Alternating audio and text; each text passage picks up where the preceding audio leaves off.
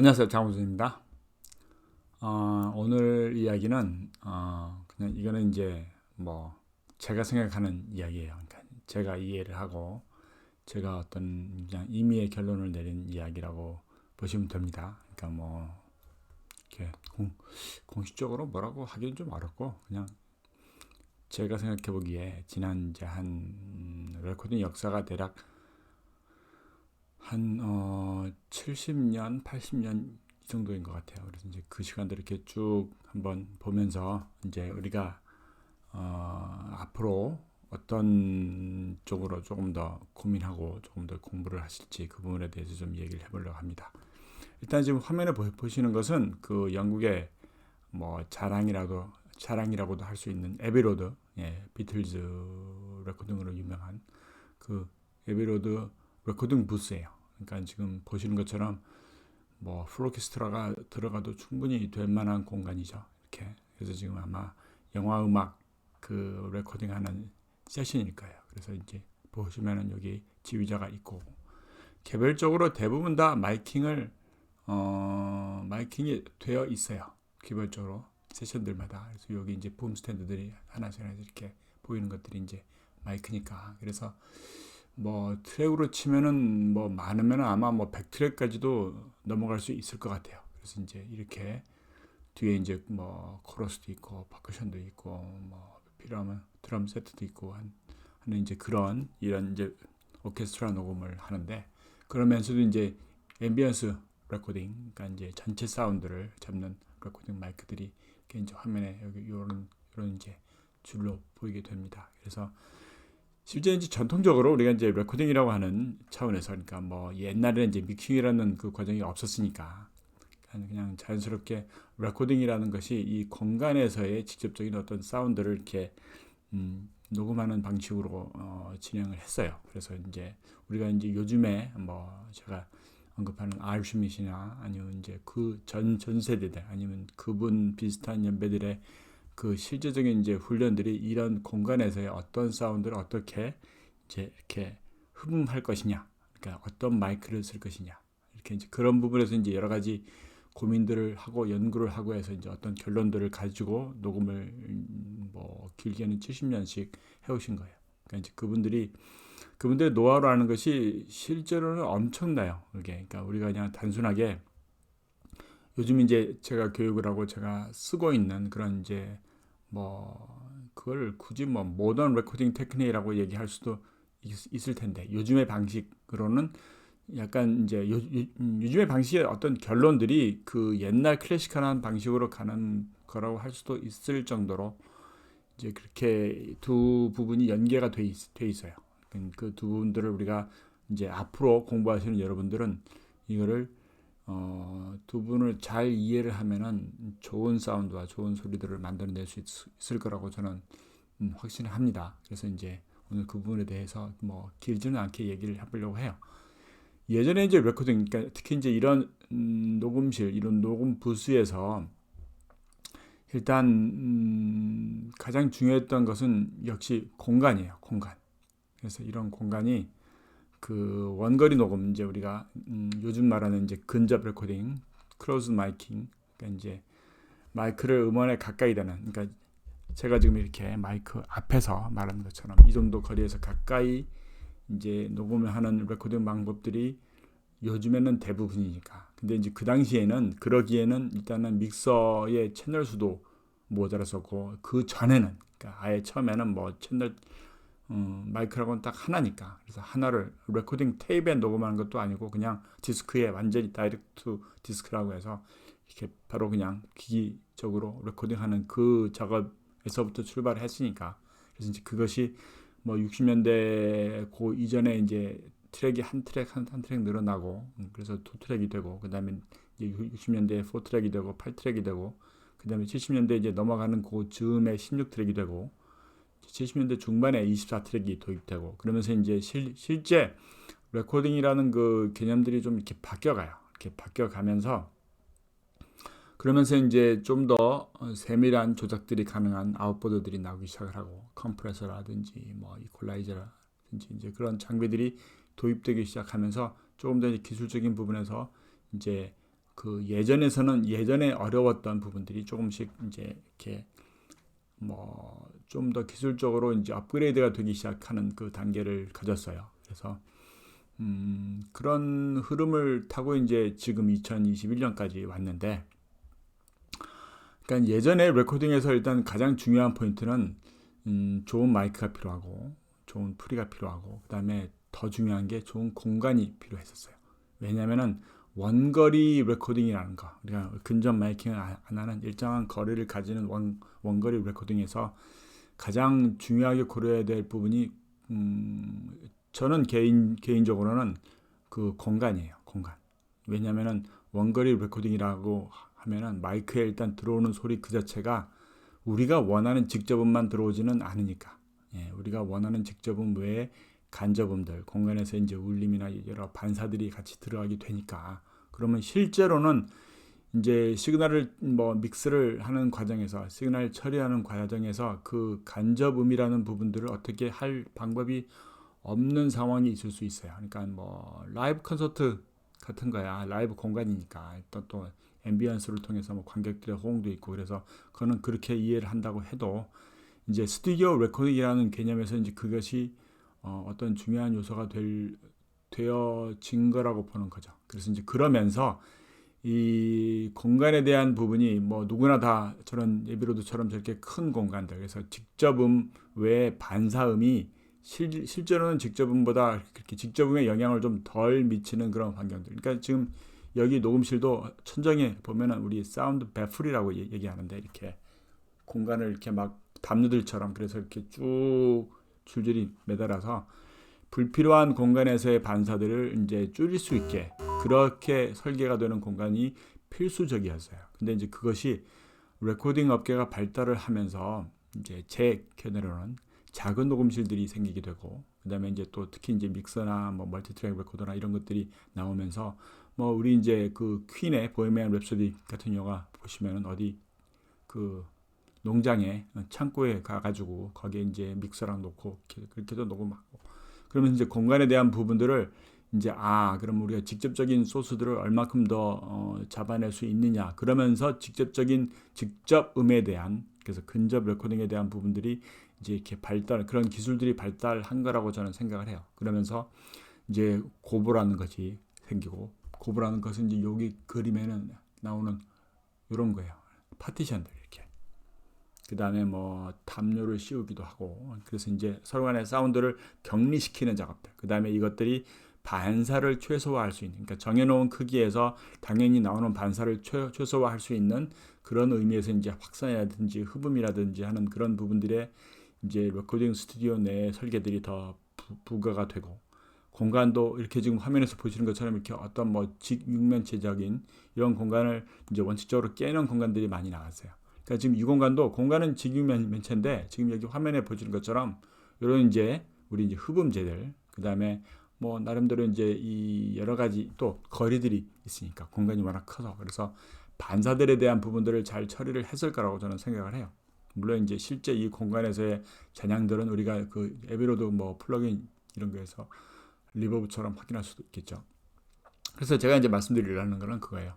레코딩이라는 것이 이제 이렇게 변해 왔잖아요. 그래서 이제 흔히 우리가 생각했던 이런 큰 녹음실에서만 가능했던 레코딩들이 이제 바뀌게 되고, 더군다나 이제 요즘 들어서는 뭐 우리 서울에만도 예전처럼 그 대형 녹음실들이 많았던 시대들이 이제 거의 끝나가니까, 그래서 몇 개 안 남았고, 그래서 실제 오케스트라가 들어갈 만한 공간이 필요한 녹음실을 운영하는 그 자체가 어려워지니까, 그래서 그냥 밴드 녹음 정도 가능한, 그러니까 드럼 녹음이 가능한 그 녹음실도 이제는 숫자가 그렇게 많지 않은 거예요. 그러면서 라인 입력 중심으로 돌아가고, 보컬 녹음이라든지 아니면 뭐 그냥 그 정도만 가능한 정도의 레코딩 스튜디오가 많아지면서, 그러니까 이제 레코딩에 대한 개념이, 그리고 또 이제 그 음악을 듣는 사람들이 들어왔던 음악을 듣는 방법들이 예전처럼 스피커를 놓고 그래서 좀 이렇게 거리를 떨어뜨려서 듣는 그런 음악들, 그래서 이제 음악을 리스닝 하는 사람들도 어떤 그 공간에 대한 부분들을 고려해서 이렇게 들었던, 그러니까 이제 그 당시로서는 뭐 굳이 제가 요즘에 말하는 이제 이 근접 마이킹이라든지 직접 음에 대한 프로세싱에 대한 개념이 없던 시기라고 해도 그냥 레코딩에서의 자연적인 레코딩이 이렇게 이제 들릴 수 있게끔, 또 가장 또 변화된 부분 가운데 하나가 기본 음압에 대한 크기가 변했어요. 예전에 들었던 음압보다 지금 듣는 음압들이 훨씬 더 크니까. 그러니까 기본적으로 우리 요즘 세대에 익숙한 음압은 일단 커요. 일단은. 그러니까 소리가 일단 커야 돼. 뭐 굳이 이제 기술적인 얘기를 써보면 예를 들면 85dB SPL 이상의 사운드를 우리가 늘 접하고 있다고. 그러니까 그게 70년 전, 뭐 60년 전, 50년 전에는 그 정도 음압이 이렇게 직접적으로 와야 된다라는 필요를 뭐 느낀다고 해도 그거를 구현할 수 있는 방법이 없었으니까. 그래서 일단 그 환경적으로, 그러니까 이 전체적인 소음도가 올라갔다라는 거예요. 요즘엔. 그래서 그만큼이 들리지 않으면은 이제 이 신경을 써야 되니까. 거기에 플러스 헤드폰을 통하고, 그다음에 이제 또 인이어, 그러니까 그 귀에다 꼽는 이어폰들. 그러니까 직접 음에 대한 부분들이 좀 더 부각되기 시작을 한 거예요. 그런 과정 가운데 어떤 부분이 이제 궁극적으로 바뀌냐면은 예전에 이런 이제 우리가 공간을 잘 활용하는 레코딩에서는 이게 이제 거리가 있는 레코딩일 경우에 이제 한 가지 중요한 그 부분이 어쿠스틱 임피던스라고 얘기할 수 있는 우리 공간에서의 실제 소리가 줄어드는. 그러니까 우리가 이제 누구랑 대화를 할 경우에 뭐 1m나 2m 이렇게 거리를 두고 대화를 하면은 그 대화를 하는 그 사람의 말소리가 2m 떨어진 상황에서 우리가 듣는 것은 일종의 그 공간이라는 그 이제 임피던스를 가지는 공기의 에너지가 저항력들이, 그래서 일단 그 나온 소리들을 이제 이렇게 감소를 시켜서 그 에너지의 양을 감소를 시켜서 우리가 필요한 정도의 소리만 듣게끔 이제 이렇게 전달이 되게 되거든요. 그게 무슨 얘기냐면 이제 만약에 말하는 사람의 입 앞에다 내 귀를 갖다 대면은 우리가 이제 그냥 가볍게 보컬 마이크를 보컬 입에다 주고 노래를 하라고 아니면 이야기를 하라고 했을 때 헤드폰 끼고 들어보는 그 소리, 그런 소리가 원래 소스라고. 그게요. 그래서 예전에는 그 소스를 직접적으로 녹음할 뭐 필요도 없었고 녹음할 방법도 없었고, 왜냐하면 동일한 마이크를 통해서 전체 악기를 다 녹음해야 되거나, 아니면 요즘에도 이제 클래시컬 레코딩에서는 일단은 직접적인 마이킹에 의해서 직접적인 소스를 받아들이기보다는 이런 원거리에 의해서, 그러니까 어쿠스틱 그 임피던스를 가지는 공간에서 어쿠스틱적으로 믹스된 소리들을 레코딩하는 것이 이제 기본적인 기술로, 기본적인 레코딩의 방법으로 사용되니까. 그러니까 이제 그래서 공간에서의 블렌딩이라는 것들, 이런 것들을 다 이제 중요시하는 걸로 지금도 레코딩이 되고, 뭐 앞으로도 그런 쪽의 레코딩은 쭉 진행이 될 거예요. 이게 그러니까 그런 부분에서의 장점은 당연히 어쿠스틱에서의 블렌딩이니까, 그러면 이제 엔지니어가 할 수 있는 노력들보다도 일단 연주자들의 어떤 이제 연주에서의 그런 블렌딩이, 그러니까 서로 섞이는 그 밸런스라는 것들이, 이제 그 믹스라는 것들이 거기서 잘 만들어질 거고, 레코딩은 단지 그것을 그릇에 담아놨다가 전달해주는 그런 역할을 하는 방식으로 되어 있죠. 이제 지금 클래시컬 레코딩이 대부분 다 그런 방식으로 진행이 돼요. 이렇게. 그러니까 지금 이렇게 이제 뭐 지금 사실상 이 녹음도 이것이 그냥 전통적인 클래식 레코딩이었다면은 개별적인 마이킹을 할 가능성이 거의 없어요.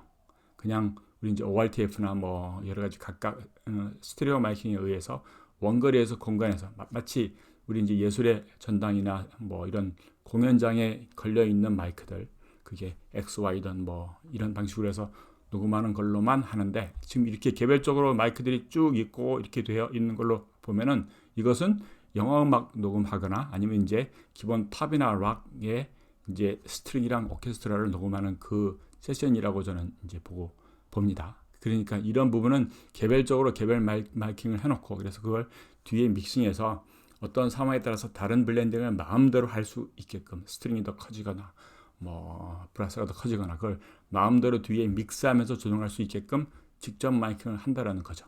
이렇게 아니면 더 풍성하게 하거나, 그러니까 그런 작업들을 하기 위해서 이렇게 쓰는 거니까. 그러니까 지금 이게 제가 지금 쭉 말을 하면서 여러분이 그 두 가지를 일단 정확하게 구분하셔야 될 것 같아요. 근접 마이킹으로 벌어지는 뭐 일종의 이제 모던 레코딩이라고 하는 요 근래 레코딩이라는 방법에서의 기술적인 부분들. 그 다음에 이전에 이제 클래시컬한 뭐 방법이라고도 말할 수 있는. 그래서 그게 1920년대나 30년대부터 지금까지도 쭉 그 맥을 끌어오고 있는 레코딩들.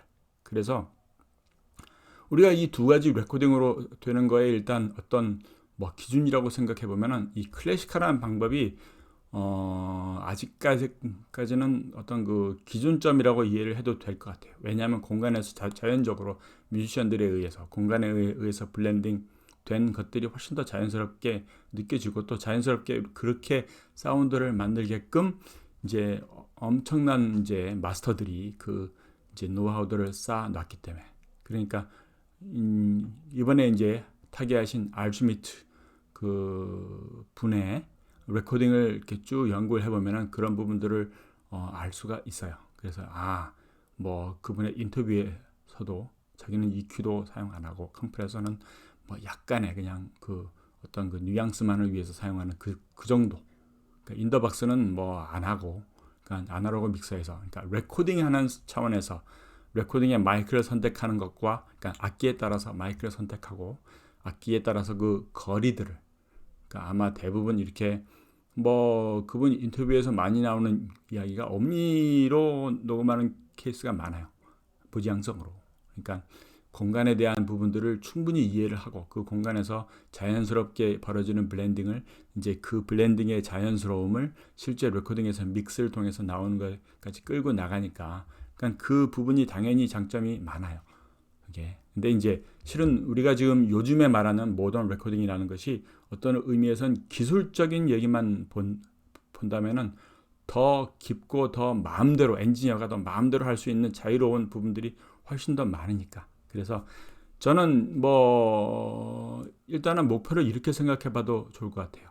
근접 마이킹을 하고 그래서 그걸 톤 프로세싱을 뭐 가능한 최적으로 하고 그러니까 우리가 EQ를 쓰든지 게이트를 쓰든지 컴프레서를 쓰든지 해서 우리가 실제 왜냐하면 아까 언급했던 어쿠스틱 임피던스를 가지는 그런 방식에서의 레코딩이 요즘에는 어쿠스틱 임피던스를 거의 이제 없애는 쪽으로 가니까 드럼에도 개별적으로 마이킹을 다 하고 라인 입력을 쓰고 그 다음에 뭐 베이스 기타건 뭔가나 마이킹에서 최대한 소스와 가깝게 하는 그런 이제 입력들을 받아들이니까 그럼 자연스럽게 아까 얘기한 어쿠스틱 임피던스라는 것이 없는 그래서 실제 그 마이크에 입력된 것들이 당연히 이제 트랜지엔트의 에너지가 강하고 그래서 그 부분들이 이제 원래 어쿠스틱 임피던스라는 그 자연적인 컴프레서와 자연적인 거리에 의해서 그러니까 이퀄라이저에 의해서 바뀔 수 있는 내용들이 우리는 실제로 그걸 이제 기술적으로 그걸 처리를 해야 되는 필요성이 당연히 발생한다라는 거예요. 그러니까 근접 마이킹으로 했을 때 그 처리들이 안 되는 것들이 왜 이제 원거리 마이킹에서 나오는 자연스러움이 안 나오냐면은 그러한 이유 때문에 안 나온다는 거예요. 그러한 이유 때문에 나오기가 어렵다는 거고. 그러니까 그럼 우리가 그렇다고 지금 시대에 와서 원거리 녹음식으로 간다라는 것은 우리가 지금 이미 있는 음악들에서 그렇게 적용되기는 어려워요. 그러니까 장르가 뭐 지금도 스윙이나 뭐 재즈 같은 거나 클래식 음악에서는 당연히 옛날 클래식적인 방법을 통해서 레코딩이 되고 이렇게 진행을 할 텐데 이제 그 부분도 아마 조금씩 이제 우리가 그 어쿠스틱 임피던스, 어쿠스틱 임피던스라는 말을 오늘 되게 많이 사용하는데 공간에 의한 그 원거리 레코딩이라는 부분들이 도입되는 방식이 이제 점점 줄어들 수 있을 거라고 생각을 해요. 왜냐하면 이 기술적인 발달이 그 클래시컬한 음악에서도 클래시컬한 음악에서 저는 EQ를 안 씁니다. 컴프레서를 안 씁니다. 그냥 마이크 프리에서 이렇게 하고 좋은 마이킹과 마이킹 테크닉과 좋은 공간에서 한다라는 그 조건들이 점점 이제 뭐 그 조건들에 해당되는 것만 나오지는 않을 거라는 거예요. 그러니까 실제 제가 보여드렸던 것 같이 클래시컬한 피아노 곡 같은 경우에도 우리가 톤 프로세싱을 처리하면 이게 조금 더 우리가 좋은 사운드를 만들어낼 수 있는 가능성이 있으니까 그런 부분이 있으니까 그러니까 제가 뭐 굳이 클래시컬한 전통적인 방법을 쓰지 말고 이제 모던한 방법을 통해서만 작업을 하시라 이렇게 말씀은 안 드려요. 두 가지 방법들을 잘 이제 조합해서 하실 거고, 결론적으로는 우리가 모던한 방법을 간다라고 해도 클래시컬한 부분에서 이루어 놓은 그 어치브한 그 퀄리티를 우리가 일단은 그거를 고민하면서 그걸 이제 카피하면서 이제 그 정도 자연스러운 사운드를 어떻게 만들어낼 것인가. 그러니까 인위적으로 우리가 만드는 것들을, 그러니까 인공 조미료를 자연 조미료에 얼만큼 근접하게 만들어낼 수 있는 것인가가 기술적인 면에서 이제 우리가 그걸 연구를 하셔야 된다는 거예요. 그래서 오늘 뭐 장황하게 이야기한 것 같은데, 일단은 이 레코딩 방식의 변화라는 부분들을 같이 한번 계속 연구를 해보고 저랑 같이 공부를 해봅시다. 그래서 단순하게 뭐 이게 좋고 이게 나쁘고가 아닌 것이고, 충분히 그 뭐 40년대, 50년대, 60년대, 70년대, 80년대, 90년대, 뭐 2000년대, 2010년, 2020년까지 다양한 음악을 이제 그런 면에서 집중해서 들어보시기 바래요. 그래서 전체적인 음압이 어떻게 변했나, 전체적인 음압이 변하는 요인 가운데 하나가 이런 원거리 마이킹에서는 어렵거든요. 기본적으로 원거리 마이킹에서는 자연적인 다이내믹 레인지 그 자체를 유지를 뭐 해야 될 필요가 큰 거고, 이제 그것이 이제 근접 마이크를 통해서, 그러니까 가능하면 이제 우리가 인공적인 가상의 공간에서의 어떤 공간성을 부여하는 것이 더 이제 메인 포커스로 된 요즘의 모던 테크닉, 뭐 제가 생각하는 그런 부분에서도 일단 이 클래시컬한 부분들을 잘 연구하고 고민하고, 그 거장들이 만들어 놨던 그 사운드가 어떻게 만들어져 있는지도 열심히 연구를 해서 그렇게 근접해 가면서 원하는 사운드를 만들어 가는 것이 훨씬 더 이제 앞으로 우리가 나아가야 할 길에서 가져가야 되는 기술적인 방법이라고 생각을 합니다. 네, 그래서 뭐 오늘 제가 이렇게 말씀드린 내용이 얼만큼 여러분들에게 이렇게 피부에 와닿을지는 모르겠습니다만, 네, 중요한 이야기 몇 가지를 좀 해드렸어요. 저는 그래서 한번 같이 연구를 해봅시다. 장호준입니다. 구독하시고 공유하시고 좋아요도 눌러주시고 계속 좋은 컨텐츠를 위해서 참여하시고 같이 열심히 달려가 봅시다. 감사합니다. 바이.